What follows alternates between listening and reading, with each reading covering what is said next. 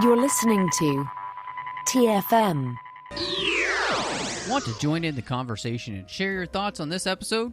Join the Bellew Conference, our listeners' discussion group on Facebook. Just type BABEL into the Facebook search field, and we'll look forward to seeing you there.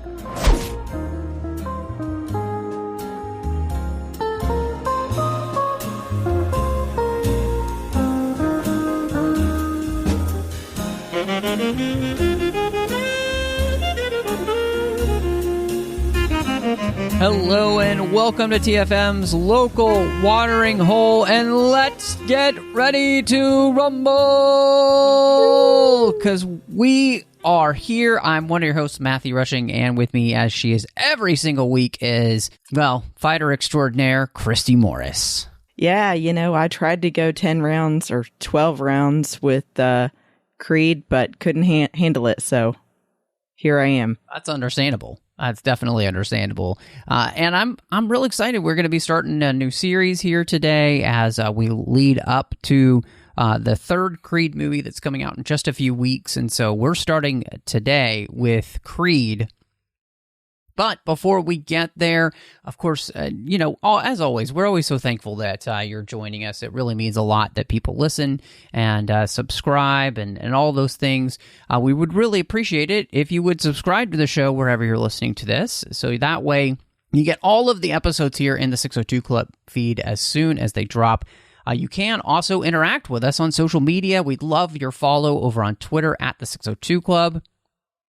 We're also on Instagram at the 602 Club TFM. Of course, we've got the entire network on Facebook at facebook.com/TrekFM. And then there's a listeners-only discussion group called the Bellew Conference you can join. Listeners from all over the world talking about all the shows we do here, so you can join that. And you can join us over at Patreon, at patreon.com/TrekFM, and support the network. And you'll also get awesome bonus shows. Christy and I just recorded our first VIP room for Patreon members only. And we had a great time talking about kind of the best and the worst of 2022. We're going to continue to do that. I've got some ideas. Christy's has some ideas, and we're looking forward to that. And supporting us on Patreon is the only way to get those episodes. We hope you'll do that. And, of course, you can check out the entire network over at Trek.fm. So, the Rocky Balboa series, Christy, of course, ended with the film under that same name, Rocky Balboa. I created a 6th film there, kind of capping off Rocky's time. And so I thought it was really interesting, back here in 2013, 2014, before this movie comes out, where they start talking about the idea of kind of spinning off the Rocky series and creating something new in the franchise. So getting something new from the old and utilizing, of course, everything that's come before, but then shifting the focus to a character that we can follow beyond just Rocky himself. And this being Adonis Johnson, a.k.a. Adonis Creed, who is the former heavyweight champion's son, through an extramarital affair, we find out. And so I just wanted to ask you, obviously a lot of movies these days, try to bring a series forward. I mean, we've seen like Jurassic Park do it with the Jurassic World series. And, there's many other films where you're trying to breathe life into a franchise where you shift the focus. Hey, Star Wars tried to do it right with the sequel films. And so how do you feel about, following up all of the Rocky movies? How do you like this setup? So I'll start by reminding everyone, I'm sure you've heard me say before, I'm usually not a fan of sequels. There's a few areas, obviously Star Wars, where I'm okay with that. But I think a lot of times it ends up becoming a cash grab and isn't done with a great story in mind to really drive things forward that also pays homage to what came before well. Mm-hmm. And I will say this surprised me, the way that it was able to do both. I think that was the biggest thing they had to do, was have a reason to bring the universe back. universe, whatever you Yeah. can call it. But yeah, Yeah. because if it's not going to be about Rocky, then who is it about? Let's branch off from there somehow. And this was a strong place to start from. And I think that, of course, Carl Weathers as Creed was so larger than life in the previous Rocky films that you had to have an actor that could stand up to that and really hold up that legacy, and show that unyielding nature that he had in and out of the ring. So I think that they also did a good job casting someone that's believable as Creed's son. Yeah. Yeah, I mean, I think, you've kind of just rightly nailed all of the major things when you're coming into this. And, it's a difficult thing when you're trying to extend a cinematic universe in any way, shape, or form, and Rocky definitely is its own cinematic universe. And it's all revolved around Rocky. And so to try and take that and move that away from him in the sense that he isn't going to be the sole main focus anymore. And I think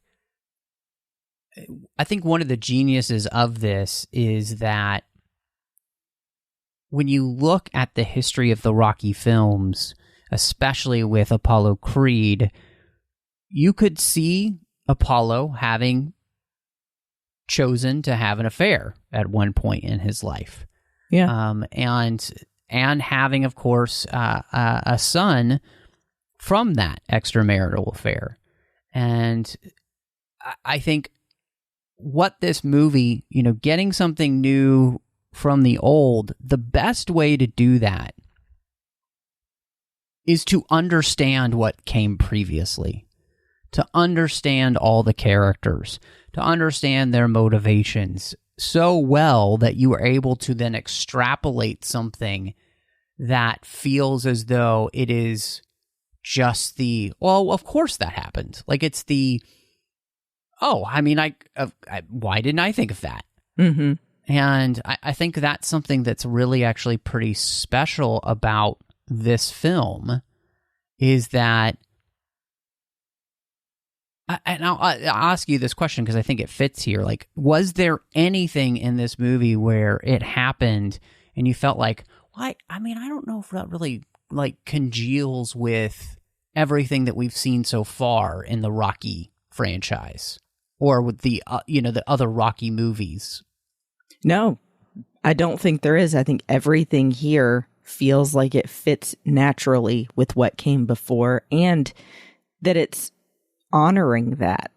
They really also included a lot of scenes to remind you of how Rocky felt to be doing what he was doing in the very first film. Yeah. They go back to the steps. They talk about what it takes to train the way that he did. And I like that they have Rocky himself tell him, if you're not going to put in the work and go absolutely all the way that you can, then I'm out. I'm not the kind of person that's about half-assing stuff. Right. No, I think that's an excellent point. And I think you're 100% right, is that this movie truly does feel like it fits within the Rocky universe. And the reason that is the case is because all the character motivations and everything that happens in this feels completely in line with everything that's come before. And just feels, again, as if, it's the projection of, what would come next. And, I love you bringing up that idea of Rocky, telling Adonis, saying, hey, yeah, if you're not willing to work, I'm not willing to teach. I think that might be one of the most important lessons here, because Donnie is super talented, but it doesn't matter how talented you are. It's always going to take work. Everything that you want in life is going to be difficult to get. For the most part. That's just the way life works. And it really, again, it doesn't really matter about your talent. I mean, you look at, just to stay in the athletic world, obviously, our most talented athletes are people that, yes, they have talent, right? but they're also people that are driven to work incredibly hard to hone their skills and to get to the places they want to be. From Michael Jordan, I mean, on and on the list goes of these type of people who, yeah, they had some talent, but then they took that and they legitimately ran with it. Mm-hmm. And they worked their, tushies off to be the best there ever was. And I think I really like that you bring that up because it's one of the most important themes of this movie, but it's also one that fits so well with the character of Rocky himself, right? That's Rock was willing to do that. And right. If he's going to teach somebody, he expects that to be the case.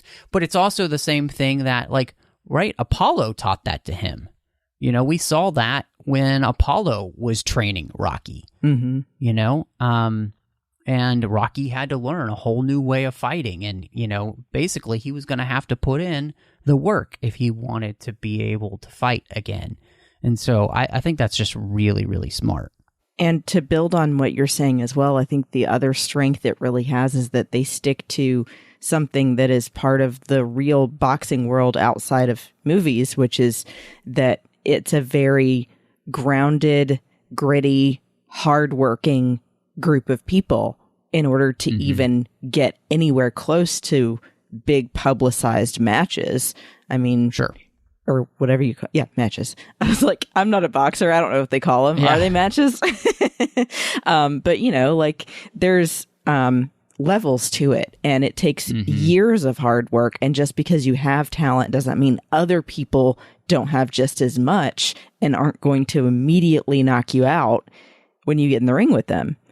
And so right. I like that they show that aspect of just how the boxing world works, that Rocky is very indicative of that, of the struggle. Mm-hmm. Right. Yeah. Yeah. No, I think that's a great way to put it is, this is the struggle. And I love that. And that the struggle is the work that it's going to take if you want to be the best. And in all honesty, that's how all of life is. And I think that's an incredibly important lesson for anyone to be reminded of. So I'm really glad that you brought that up. You mentioned one of the things about this film that is very important was the casting. And of course, Michael B. Jordan playing Donnie. I think, like you said, you needed somebody who lived up to that kind of larger than life character that Carl Weathers just kind of completely injected into Apollo. And, everything's a little bit over the top. Everything's a little bit more intense. And I think, that's one of the things. And the attitude, the chip on the shoulder, all of those things, I think that Michael B. Jordan is so good at being able to do that. And then the swagger as well, whether it's earned or not, he has it in this film, right? And then I think it's something that throughout the film he learns that he actually needs to earn that swagger more than just having it and pretending like he's always had it, like that he deserves to have that. And so he's phenomenal in this film. I mean, and the whole movie revolves around him, and it wouldn't work if he wasn't good. And thankfully, he's great. Yeah, I echo everything you said. And of course, I have to add that he is great eye candy. So that's a perk always for me. But there you go. Yeah. I think the other thing that he does very well in every movie I've seen him in is also the emotional scenes. I think that he, especially in the scene with him and Rocky in the cell, was killing me. Like, I teared up as well because he's expressing to Rocky, like, he's trying to push him away, but really he's saying, "You're the only dad I've ever known. Yeah. Don't give up on me." Right. Yeah. And then I like too that he also has that scene where he's in the ring with Pretty Boy Ricky and he says, I want to prove that I'm not a mistake. Because he knows that his mother was not the person that Apollo was married to, and that everyone, he feels like everyone's always viewed him as a mistake. And so that's really what it boiled down to, and where all his anger was coming from and causing him to be fighting so much as a kid, was that he felt like he wasn't worthy, he was a mistake, and that nobody wanted him. Yeah, I'm glad you brought that up, because I think that is a huge part of this film, the idea of the weight of mistakes. And I think the movie beautifully deals with how the mistakes of our parents can get passed on to us. And it is a mistake to have an extramarital affair, and especially to then, of course, he dies before he even knows that he has a child. And he's, Apollo cannot be there for his son. And yet him wanting to know that he's not a mistake, that it's regardless of what his father did, Donnie himself is a man who has so much to give to the world. He and I mean, I was struck by watching it, just how I think everybody in their life has wondered, even if you're not the product of an extramarital affair, am I just a mistake? Am I just... And I think a lot of people struggle with that. And, one of the beauties is that I think Donnie and Rocky are actually kind of learning the same lesson here, is that life isn't just about getting what you can get. It's about giving and living for others, self-sacrifice. And Rocky has spent most of his life with that, but I mean, it's something that he really has to learn again in this film, and they help teach each other that. But that no life is a mistake, right? And that all lives have value. And I think just intrinsically, I think every single human life, from conception to death, has value. And therefore, it deserves honor and respect and dignity placed on it, regardless of whether it does anything to earn that, right? And I think that that's one of the most beautiful parts of the film, is that Donnie never had to earn the love that Marianne gives him. She loves him regardless of who his mother is. And Rocky does the same thing, right? Like, it's not just about his dad being Apollo.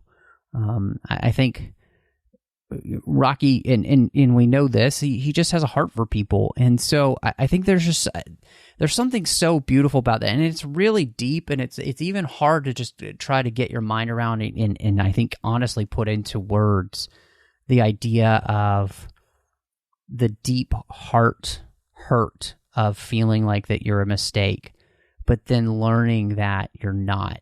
And part of that comes from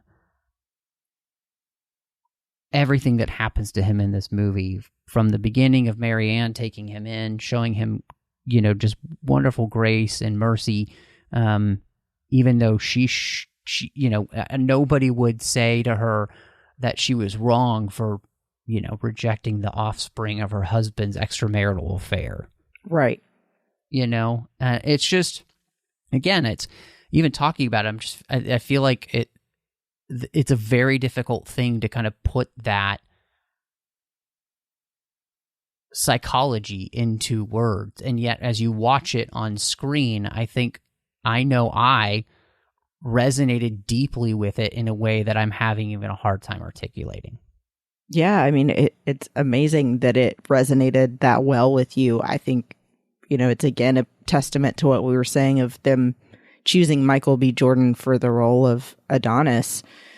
I think that he had all of these pieces that you needed to create a well-rounded, deep character. And to pick someone that also kind of has some similar facial features to Carl Weathers and the facial hair. So that also added to it that, if you're going to believe that someone is somebody's son, they have to have some kind of resemblance. And I like the joke about, you didn't tell me Rocky was your uncle. Yeah, that was great. But yeah, without him, this doesn't work. Yeah, I mean, I couldn't agree more with you. I think there's just a beauty in the way that his whole arc in this film really plays together, and I think it's interesting too. I think this might have been actually the first time that I saw Tessa Thompson in a film, and as Bianca, and I think she does a really good job in the movie, especially since she doesn't have a huge role in the film. She's not on screen a ton, but I think everything that she does here really works, and especially for somebody that they create who's going through her own sense of struggling a little bit with her identity and who she is, and the difficulty in trying to get where you want to be, especially when she has the ticking clock of her body failing her much quicker than most people, and it is going to take away the very thing to which she loves the most, which is her ability to create music and to be creative in that way. And I thought, again, it's a really great casting job, somebody who just kind of nails this role and feels perfect for the film in a way that you never question, which is exactly what you want from any role. Yeah, I mean, they also do really have a great chemistry together on screen. And I like that they gave this other piece to her character, because it shows that she's not just his neighbor or, a young woman who's in the prime of her life, living it up out on the town or whatever. This is like, she's already at a better place to be able to understand and connect with him because of the things that she's going through herself. That she is a little bit more of an introvert because she's struggling with this and trying to maximize the time she has left before her hearing is gone. And so it's like she's already more connected to the bigger things that matter in life than the average person might be. So I love that angle with it. And I thought it was really sweet, some of the scenes that they wrote in that they didn't have to, of the two of them bonding. Yeah. It wasn't just the usual way that they have a romantic relationship bond on screen. It was like they're talking about their upbringing and the things that matter most to them over dinner at a cheesesteak place. And then, I even love the scene where he's just helping her braid her hair. Yeah. It's such a personal thing. Yes. Well, and I think that's a good indication there. Very easy visually to show just how close their relationship has come in a quick time, right? That's like you said, a perfect word there. Like, it is an intimate thing to do that to another person. And so 100%. I mean, I think she's great. And I think what I'll be interested to see is, as we watch the second and the third, how she progresses in the films and their relationship and all. I think that's, and what they do with her, especially when we know that she, has the hearing loss. And so, and, a great choice too, Phylicia Rashad. I know her, of course, from The Cosby Show growing up, and she's phenomenal. And the only thing I could say there is that I do wish that they had more for her to do in the film. I feel like that, you cast this incredible actress and, she doesn't have a ton to do. And I would have liked to have seen just a little bit more of her relationship with Donnie, especially as he was a child, maybe, because again, I think there's such a beauty of this woman coming in who has been wronged in the sense that her husband had an affair with somebody else and had a child with somebody else. Mm-hmm. And, you know, for her to come in and to take him in as her own son, as if that had never happened, right? Like, it's not something that she holds against him. You never get the feeling like, you know, Adonis has any feeling that she is anything but his mother. Mm-hmm. Is incredible. I mean, again, the amount of grace being shown in that situation. And I just feel like if there's one area in the film that I would have liked to have seen more, I think that's it. I'm with you for sure. I, of course, am familiar with Phylicia from The Cosby Show as well. I feel like she's one of those quintessential TV moms that you just love. They have that warmth, you know? You're like, I want you to be my mom. And she was so great here in getting across that grace that you're talking about. And you can see in her face that for her, it's more that since she's lost Apollo, this is a piece of him. And that she feels that she's honoring his memory as well by taking in Donnie when she knows that he needs someone. And she kind of needs someone. And so I think it's great that they both get something they needed so much, and that's someone to rely on because of that.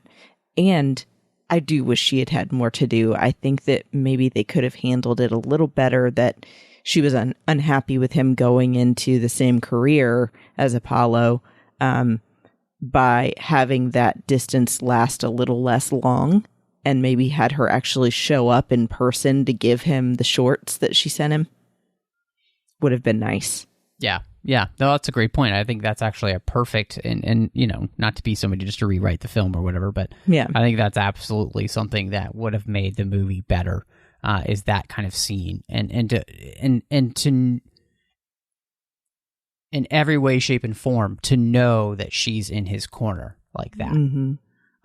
Even with the decision that he's made to fight, which is not one that she loves because of the fact that she lost Apollo that way. Mm-hmm. And of course, she's terrified that that's going to happen again, which who wouldn't be, you know? And so I think that oh man, I don't know why Ryan Coogler did not think of that, but he should have put that in there. Well, you're welcome, Ryan. Yeah.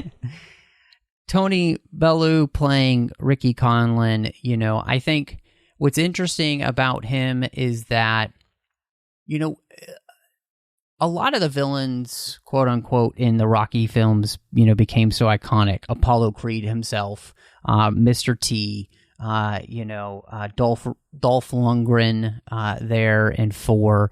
And I think he's good and serviceable in this role. He plays a complete jerk, obviously, you know, he's totally self-absorbed and arrogant. He's obviously not a great person either because of the trouble he's been in legally. And I think he's serviceable. It is interesting to me that I don't feel like he lives up in any way, shape, or form to the most iconic villains, quote unquote, again, because not all of them really turned out to be villains, because Apollo didn't, in the Rocky series. I feel like he just is he doesn't have that cachet. Yeah, it's kind of funny because in the moment when I looked him up, I realized he's not actually an actor, which is probably part of it. They picked an actual boxer or former boxer to play Pretty Ricky. So acting is not his forte. Boxing was his forte, which is cool. I mean, obviously that fits the character. But I think maybe you needed somebody that had a little bit more acting chops to be able to get across that level of a role and be more of a villain. And I think too, in the face, it's like, yeah, I know he's known as Pretty Boy Ricky, but it still just felt like, come on. Like he just looked too much of a pretty boy to me.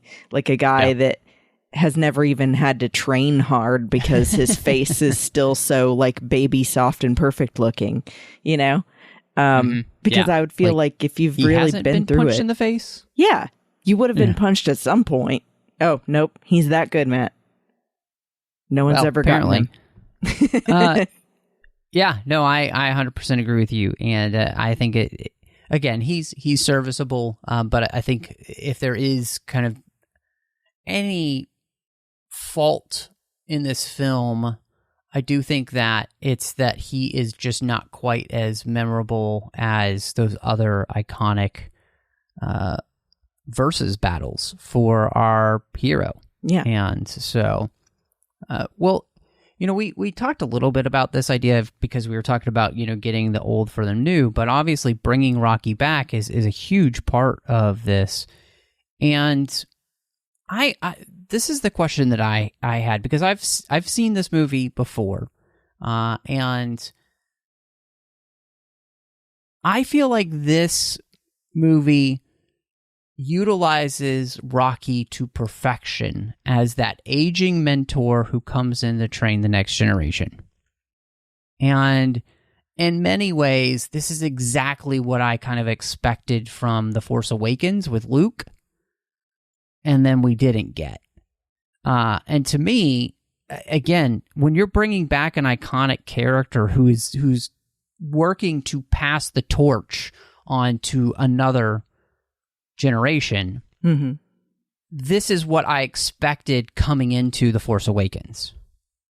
This is what I expected from the sequel trilogy all you know, overall, and that we didn't get. And so, yeah. Yeah, I felt the same way here. I think that obviously they had to show that Rocky is aged out from really being able to participate as much as he would have if he was younger in the training process. And I like that they kind of handle that as well by having him say, you've got to train different places, kind of, you know, keep the body guessing, and work with a lot of different people who are on the same team, even though you might end up fighting against their boxers. You've got to have people to train with, and, you know, basically iron sharpens iron, you'll be better for it. So I thought that was a really good way to handle Rocky not being able to be as physically involved in training Donnie as he might have been if he was younger. And I like that they add in the angle that he has all of this loss at this point now in his life, and then also gets diagnosed with cancer and is trying to decide what to do with his own life. And it's really Donnie that gives him that new lease on life again and says, I'm not fighting in the fight if you're not fighting this illness. And so I love that they have that angle to it as well, that fighting means more to Rocky than just being in the boxing ring. Yeah, I like that you bring that up, because I think what it reminds Rocky is that his life still has meaning, because it's like all of life is about relationships that we have and the ways that we can teach and love and support and even guide others. You know, our lives are so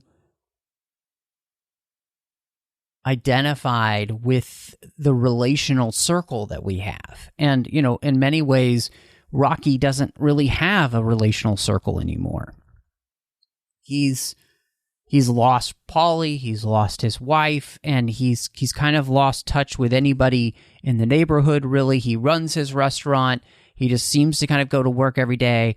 And he's been, in some ways, living this insular life that has kind of cut him off from realizing that he can still have a major impact on other people. He does still have a major impact on other people.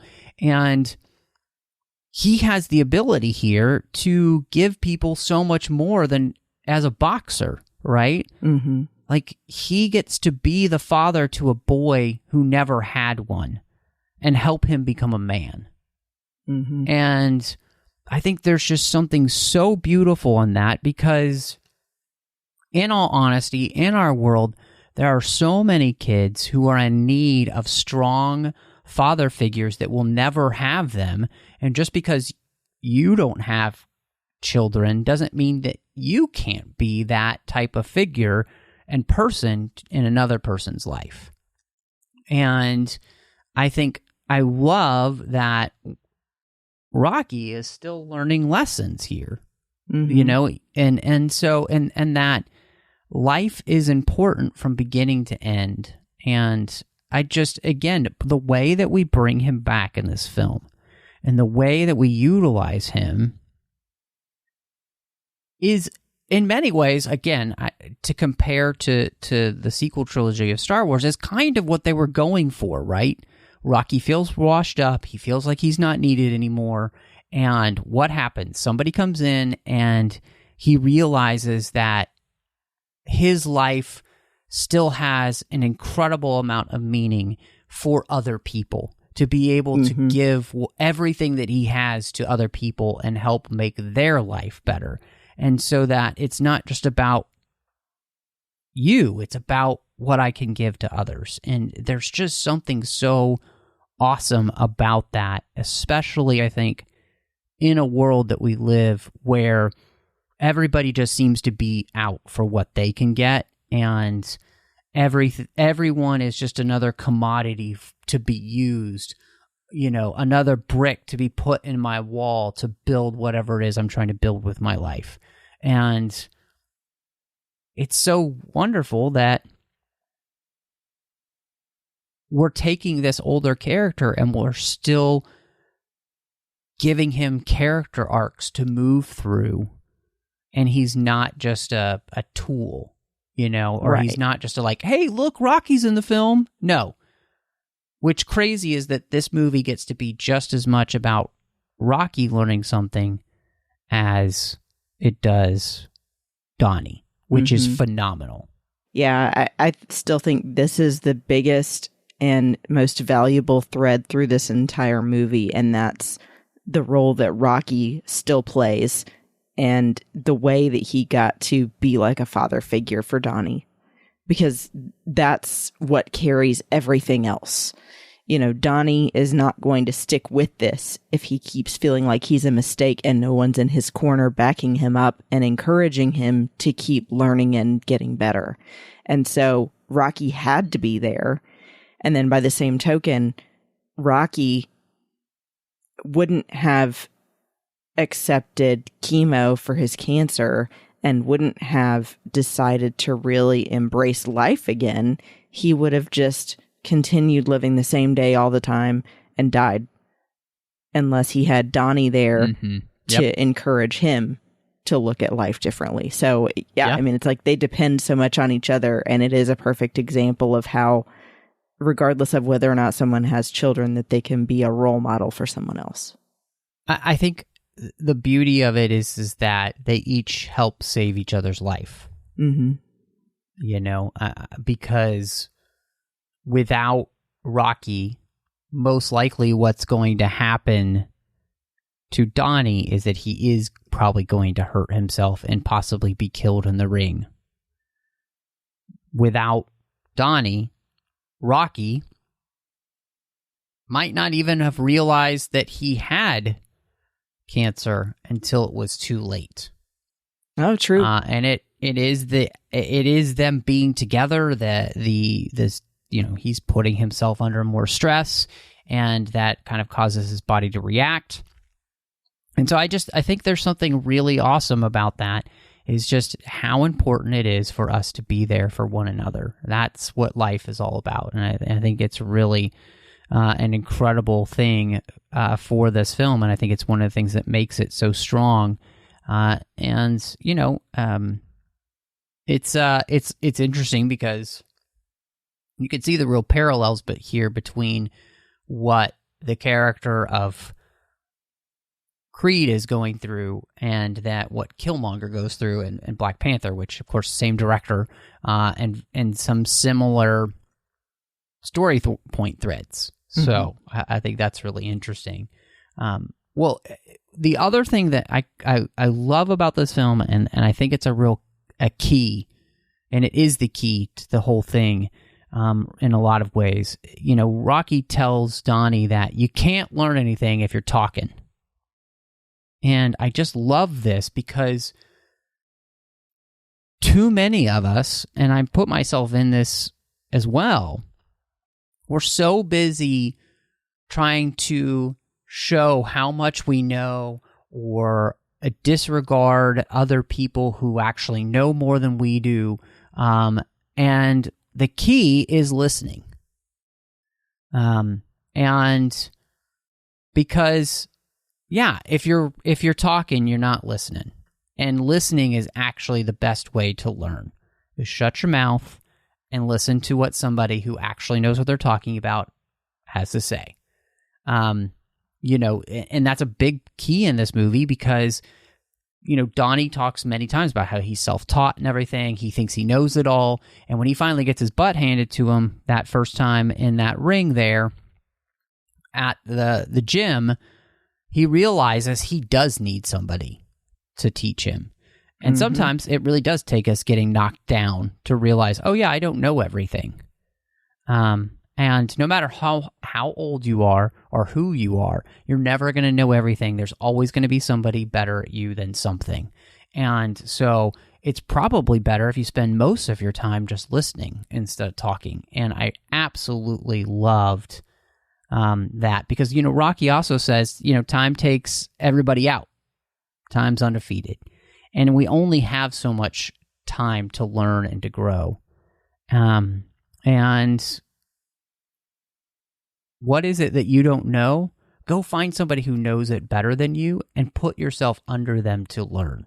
And I think that what's interesting is that Donnie's not the most humble character, but he is able to humble himself, put himself under Rocky's tutelage, and do everything that he asks, honestly, without really even complaining about it all too much, which is also surprising. So again, maybe one of the most important messages our world could hear these days, because it's only gotten worse since this movie came out. Oh, for sure. I think they had to include that because otherwise, why would Donnie listen to Rocky? I mean, he knows obviously that Rocky has the chops that he can back up what he says, but by the same token, I'm sure Donnie initially feels like, I don't know how much he can do anymore. He's old or whatever. So I love that they add that element of he still has something to offer to Donnie and to everyone, and that you won't be able to really let it sink in and learn it if you're talking over him. And I love that that's really the way that they do humble Donnie and make him realize that he doesn't know everything, like you said, and that maybe sometimes he needs to stop talking and start doing as well. It's not only listening, but also then putting that knowledge to use. And he has to overcome that fear as well of being willing to get in the ring again. Like, I love that moment when he has his first major match and he asked him to cut his gloves off because he needs to run to the bathroom because it's like nervous stomach. Yep. But it's like, he finally had that realization of, oh, I don't know it all and I'm about to get clobbered. Yep. No, I think that's a great point. And again, I was rewatching the movie, it just really struck me how important this is for people of all ages. Because I think the beauty is that this is a lesson, again, that Rocky learns, right? He has to learn to listen to hear what Donnie is saying, right? When you talked about the idea of, Donnie saying, hey, basically, you're the only father I've ever known, and if you're not going to fight, I'm not going to fight. And to be able to hear how much Rocky is still needed, for him to be able to hear that, to know that, and to realize, okay, I can't just give up. There are people here that still need me. I'm still valuable. I'm still important to other people in my life just because of who I am and what I can give to them as well. And so I think the beauty is that the movie, in many ways and shapes and forms here, is juxtaposing the character of Rocky and the character of Donnie and kind of bringing them together and teaching them similar, lessons throughout the film, which I think is awesome. And it's what makes for a great movie. I think it's one of the reasons why people responded so well to this film in the first place, is that it did a great job of setting up these two characters on parallel journeys that everybody could find something that they could, connect with. And so the Rocky films are obviously, and everybody knows the music from them, from the score to, the choices that get made with the pop music Eye of the Tiger, one of the most important popular songs of, the last 40 years. And so how did you feel like that the music worked in this film? Because we got Ludwig Göransson to do the music, who, of course, he did Black Panther. He obviously did The Mandalorian. He's gone on to do many other things. He's become a very popular composer. And then, of course, we've got all of the pop music choices for this film. So how did that work for you? I thought it was good. I think they Göransson did a good job of updating the music a little bit, because obviously with the original Rocky movies, it was very dated with some of the music, with like the song No Way Out, for example, or No Easy Way Out. So I thought it was good here, adding in like the hip hop references and stuff, and a little bit more modern music to update it. I think that overall, it fits well, and there are some references also to some of the original score work from Conti, but I think that it could have been a little more unique. That's the only criticism I would have of it, is that it doesn't stand out as much as some of the previous films' scores did for me. What about you? Yeah, I actually think that we're on the same page with this one. I think that Göransson, I think, does a good job, but there is something that is missing, in the sense that when I respond most to the score specifically is when it feels closest to, or is actually using music from previous Rocky films. And I would have loved for Göransson to have really found a Creed, like given him his own theme that does in some ways try to rival or create that same feeling that you got when you heard Rocky's theme, right? And yeah, so we need another Eye of the Tiger, but for Creed. Yeah. Well, and not even just Eye of the Tiger, but I think, the original score that you got from Conti, there's a Rocky theme that we all know. True. And bum bum bum. Yeah. Bum, bum, bum. Yeah, and we all know that, and it's something that's so iconic, right? And when it comes to scores that identify us with a character, I think it's really important, of course. And so I just wish that I felt like that really existed in a way that just really brought me to life, and it just didn't. And I think it obviously having Adonis Creed and then using music like hip hop and everything, Ryan Coogler obviously being black as well, I think he completely understands the type of person and character that this guy is, and it makes it work 100% for the story. And so I didn't have any issue with all of that, and I thought that was all again, it fits really well in the story with what he's creating. So I think it's just more the score that I would have liked just a little bit more from. Yeah.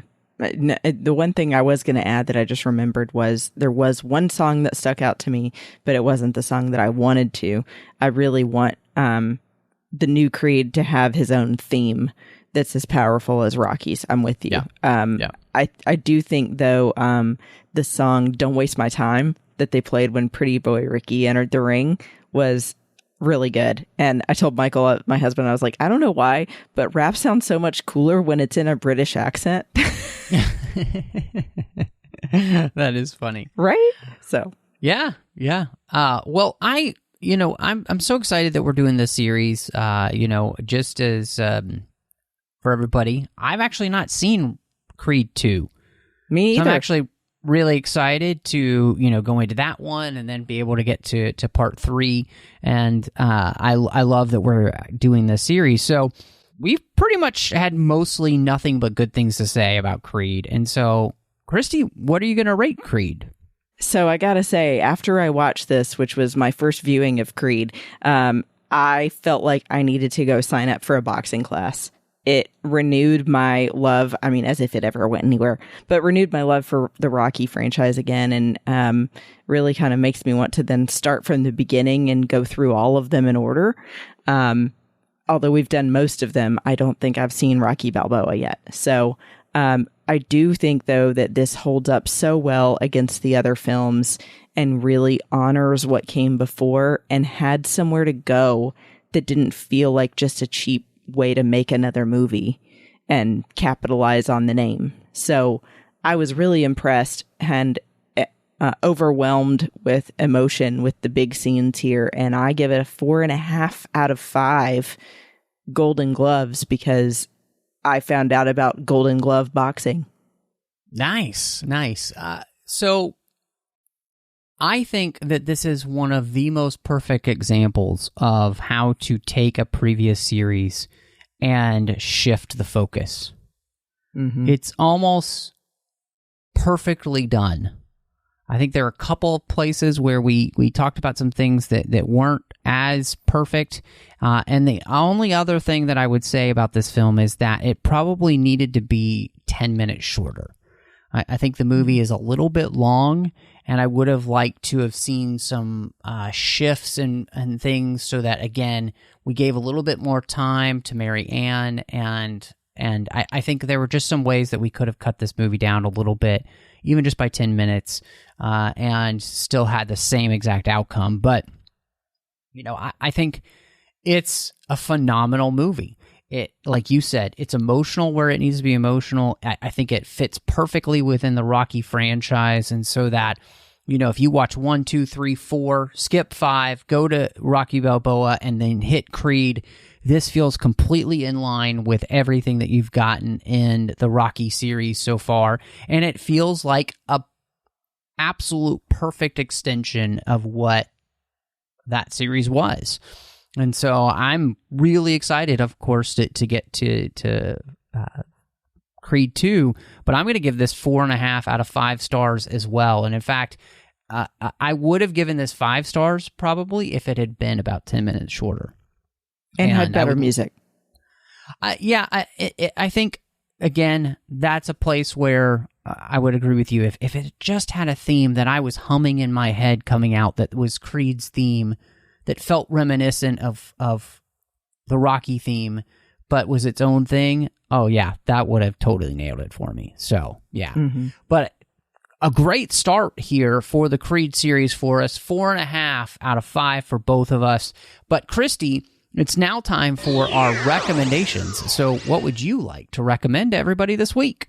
I've got something kind of silly this week. I actually, on occasion, recommend people that I've found on YouTube that might strike someone's fancy. And this is someone I've been following for years. And it's so funny because it's not someone you would think I would ever be interested in watching. But it's a guy from Queens named Joe Santagato.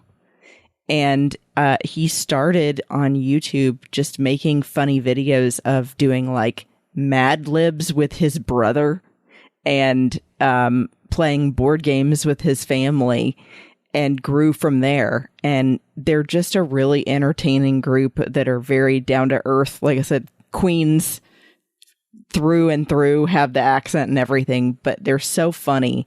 So if you like a little irreverent humor, he's definitely not for the faint of heart, but he is very funny.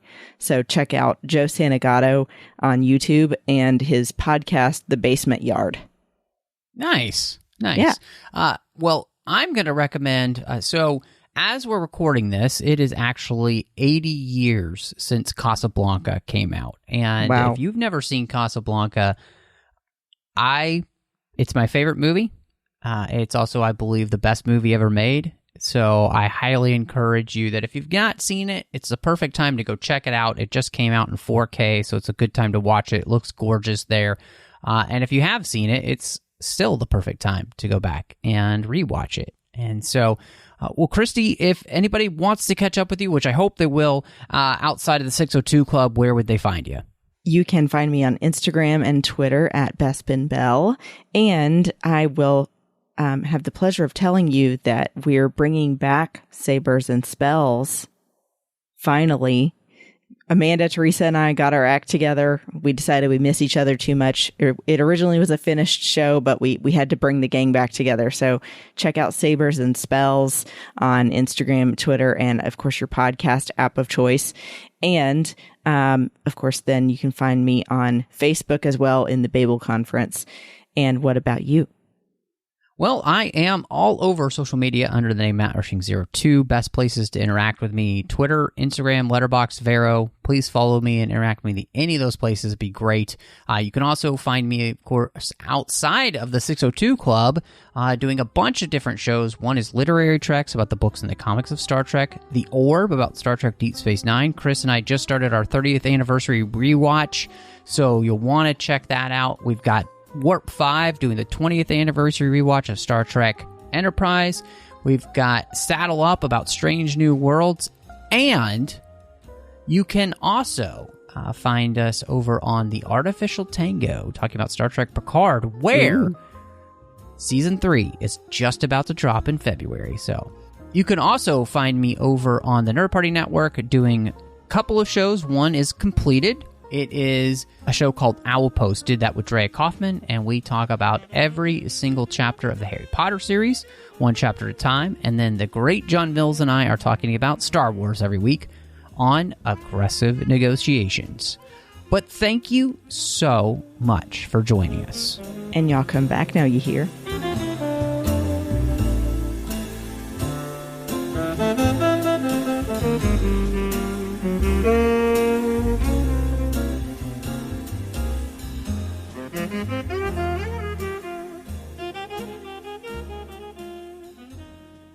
And also, I'm on Letterboxd. I keep forgetting that.